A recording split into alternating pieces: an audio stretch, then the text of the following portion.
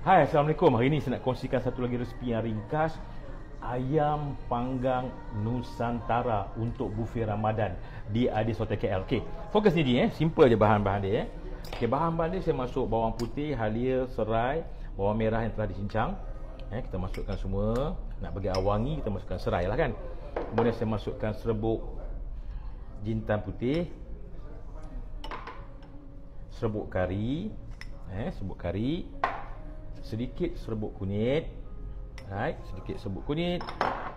Saya masukkan garam, garam pula, gula perang, gula perang, sedikit garam, kemudian saya masukkan sos tiram. Nusantara ni dia rempah-rempah lah kan. Kemudian saya masukkan mentega yang telah dicair, kemudian minyak jagung dan lemon juice, kemudian Thai fish sauce. Kita masuk dan kita kacau dia. Bismillahirrahmanirrahim. Kacau ikut arah lawan jam sampai. Kemudian saya rasa. Okey, bismillahirrahmanirrahim. Wow, excellent. Okey, jadi bila kita buat ni, tip yang nak bagi dia, biar dia terlebih masin sebab dalam ayam ni dia ada 70% kandungan air.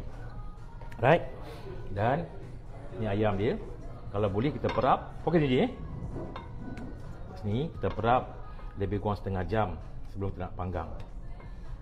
Kita perap dia. Tapi ni TikTok saya buat cepat lah. Tapi kalau kat rumah buat setengah jam. So, kita kali dia.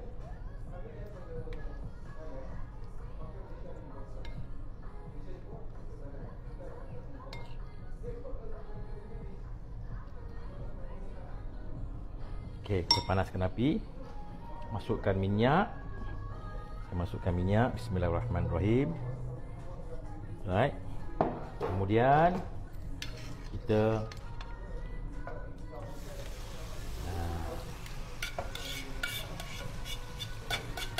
okey, saya nak bagi petua juga. Kalau kita nak buat teknik memanggang, so ayam tu kalau boleh biar ayam segar, jangan ada ayam frozen. Kalau ayam frozen, kalau kita nak buat besok, malam ni bawa keluar dalam freezer, kita defrost dulu. Lepas kita defrost, kita tapih dia sampai dia kering, barulah kita perap, barulah kita marinate. Kalau tidak, nanti you punya makanan tak sedap. Dia ada kandungan air banyak. So kalau you nak buat, saya nak bagi tip juga, kalau you nak buat tearing ke, nak buat fishball ke, pakai ayam segar. Okey, fokus DJ, fokus ni.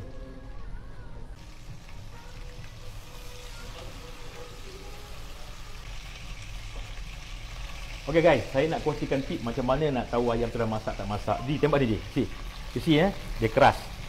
Dia keras. Ni mana ayam tu dah masak. Tutupkan api. Okey, saya angkat.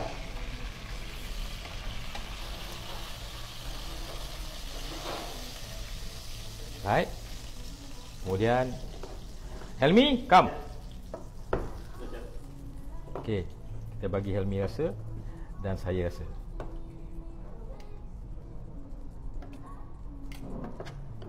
Okey, ambil tu Mi. Bismillahirrahmanirrahim. Labamba Chicago Milano. Mi ambil saya spoon Mi. Atas tu spoon. Okey.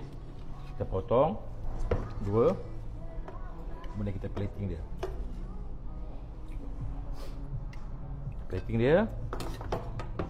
Kita tabur balik demi glazing.